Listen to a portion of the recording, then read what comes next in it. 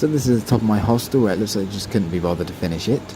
I then went down to the train station, filled out loads of paperwork, lots of messing around trying to get a train and being pushed around by Indians, so I got so pissed off that I was ready to smack someone out, so I gave up.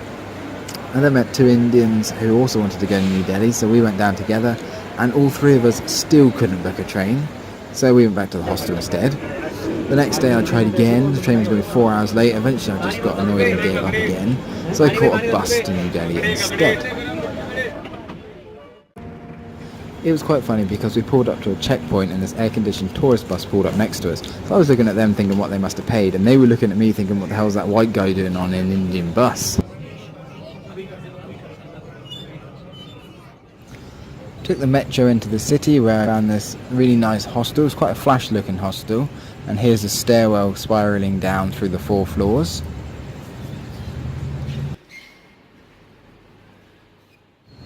It was in a really nice part of town surrounded by parks and stuff, so I spent the afternoon walking around the parks.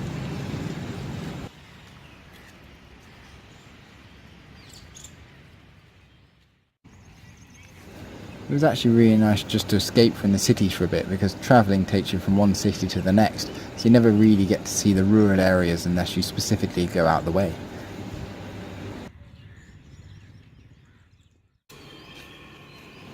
Of course, a short walk away you can still get back into town and see all the back streets.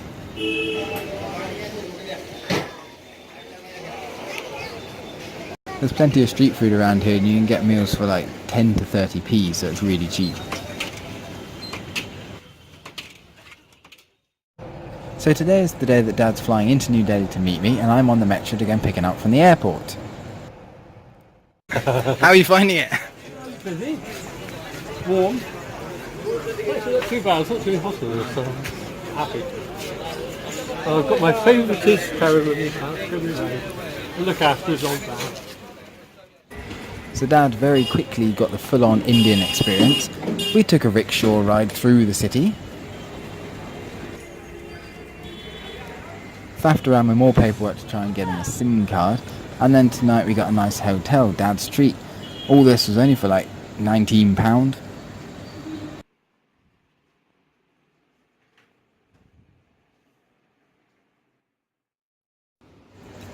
So they had a really nice buffet breakfast on the hotel roof terrace, which we must have spent about half an hour pigging out on before we were ready to go and do some more sightseeing. This is one of the many gods in India. This one you pray to for strength.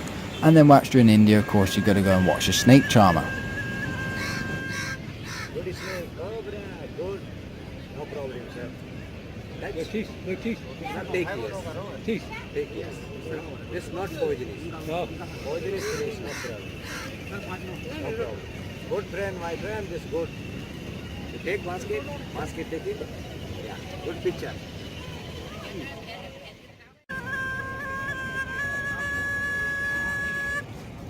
Good. Okay. Thank you. We then continued our journey up to India Gate. It's a little bit annoying because all over India people come up to you and pester you for money and they just won't sod off.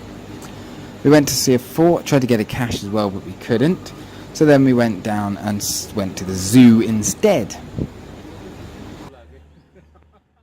Managed to see some elephants, tigers, bears, deer and a crocodile, but not a lot else.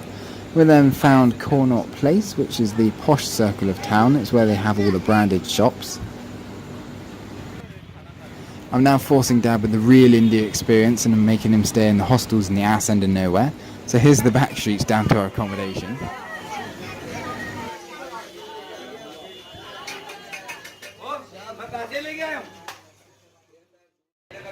Okay, so the bureaucracy in India is ridiculous. We filled in a load of paperwork to find out we had to go somewhere else to refill in all the paperwork again to find out that train wasn't even running. Eventually we managed to get a train down to Agra, however, and here we are in the sleeper class, which is basically 6 bunks on one side and 2 bunks on the other. Down in Agra we then went to see the Taj Mahal. It was really cool actually, and we decided to pay the 1,000 rupees to go in, which was totally worth it because it's one of the iconic landmarks of India.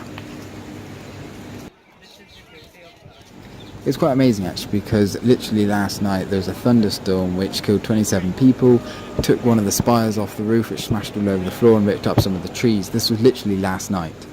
So after all the stress, we decided just to go to Pizza Hut and have a really nice pizza. So here we are on a 5 AM tuk-tuk down to this train station ready to go to Jaipur. It's been really hectic and we've been messed around a lot, so we've both realised that India is just not a holiday destination. But the train ride is pretty cool. Here's me hanging out the door because they don't put locks on them.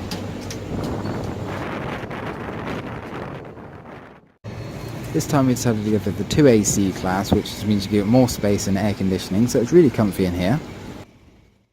With our backpacks, we decided to explore the Astronomical Museum, which was pretty amazing because 600 years ago they managed to build a sun clock accurate to within 2 seconds. We managed to find a really nice hostel outside of town, so we're just chilling out on a nice quiet roof terrace eating dinner.